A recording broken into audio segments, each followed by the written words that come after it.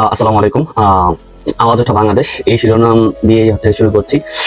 যে আওয়াজ তুলেছিল আবু সাইদ থেকে শুরু করে কোঠা আন্দোলনকারীরা, সেই আওয়াজের সাথে একই সুরে একতা ঘোষণা করলো আমাদের প্রধান উপদেষ্টা, যিনি আজকে শপথ গ্রহণ করবে।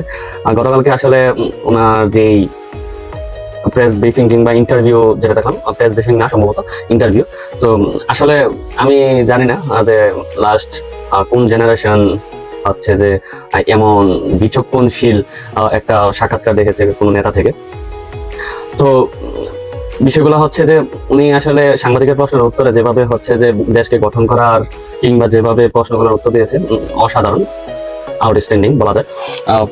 ইন্ডিয়া কিংবা মিয়ানমার সহ অন্যান্যদের হস্তক্ষেপের বিষয়ে যেই ইস্যু নিয়ে ওনাকে প্রশ্ন করা হয়েছিল, আসলে সেই উত্তরে উনি যেই উত্তরটা দিয়েছিল, আমার মনে হয় 170 মিলিয়নের যে বাংলাদেশ, সবার মন ছুঁয়ে যাব।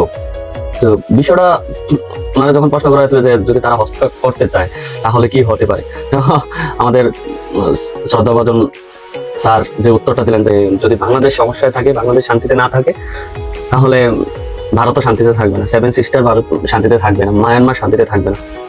তো আসলে এটাই আমার মনে হয় একটা নেতার প্রধান গুণ, যে সে সার্বভৌমত্ব রক্ষার জন্য তাকে হুঙ্কার দিয়ে কথা বলতে হবে, বোঝাতে হবে যে আমি এই দেশের জন্য এসেছি, আমি এই দেশকে রক্ষা করার জন্য দায়িত্ব নিয়েছি, আমি রক্ষা করব।